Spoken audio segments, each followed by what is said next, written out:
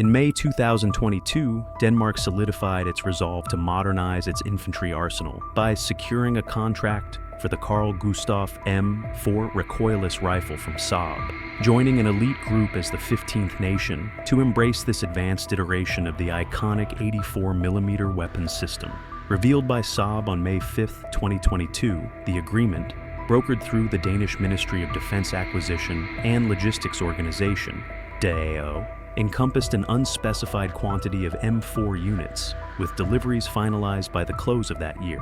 Weighing less than 7 kilograms and featuring compatibility with programmable ammunition and sophisticated fire control systems, the M4 marks a substantial improvement over Denmark's earlier Carl Gustaf variants, known locally as Dikanon, which have been a mainstay since the 1970s. This procurement reflects Denmark's ambition to sustain a top-tier, NATO-aligned military capability amid an increasingly volatile European security environment. The backdrop for this acquisition merges historical precedent with immediate necessity.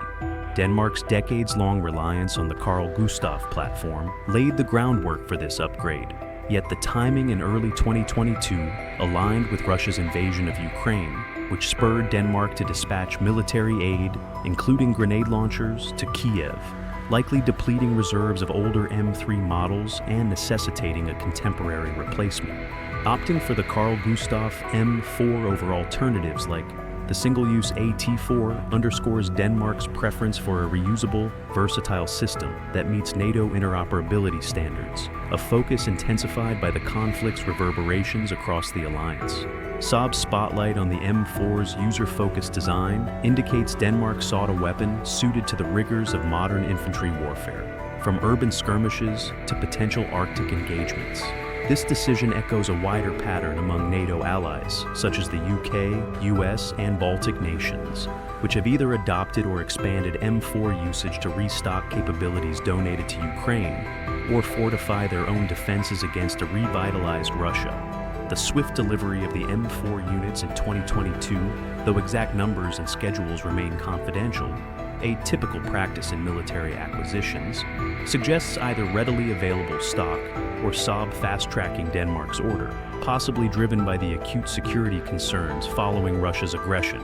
As of April 2025, no further public announcements indicate additional purchases, but Denmark's continued military investments, like the 1.2 billion Danish kroner support weapons package unveiled on April 2, 2025, imply the M4 deal is part of an ongoing effort to ensure Danish forces could integrate the system seamlessly, preserving operational readiness during a crucial period.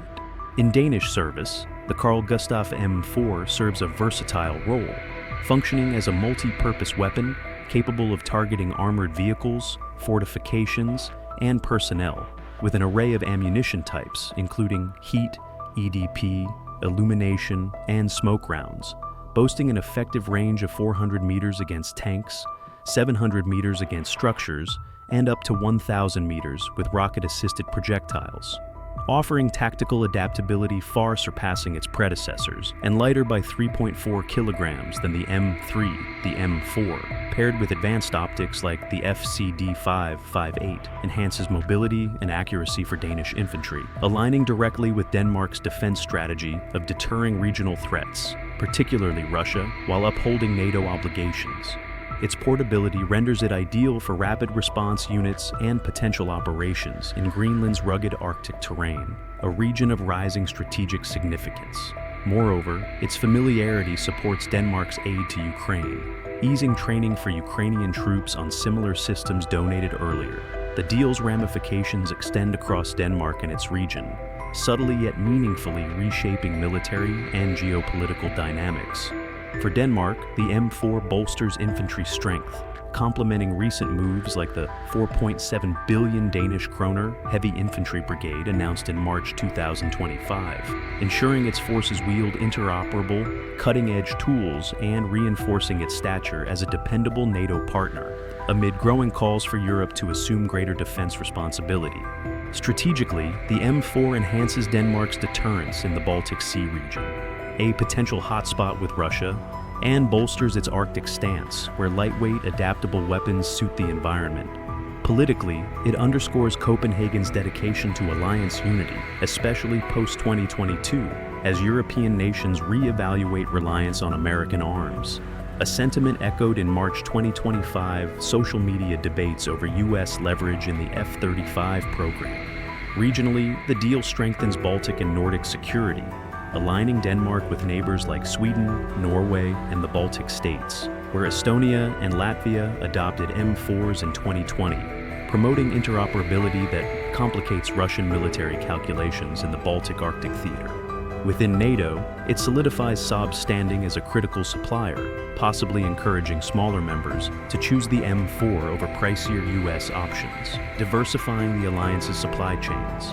The deal also mirrors a broader trend, supporting Ukraine while replenishing capabilities to maintain Western pressure on Russia, though its scale remains ambiguous without unit specifics, leaving open whether it's a comprehensive fleet overhaul or a focused upgrade. Economically, it fosters Swedish-Danish collaboration, though it may tension ties with U.S. firms competing for similar contracts. In conclusion, Denmark's Carl Gustaf M4 acquisition is a strategic enhancement that positions the nation as a more agile, responsive NATO contributor, fortifying national defense, supporting regional stability, and signaling adaptability in a tense era. While less prominent than high-profile purchases like frigates or jets, its impact lies in versatility and integration into Denmark's broader military evolution. The full extent of its influence will hinge on how Denmark employs it in Arctic strategies and NATO operations. But for now, it stands as a subtle yet powerful stride forward in an unpredictable geopolitical landscape.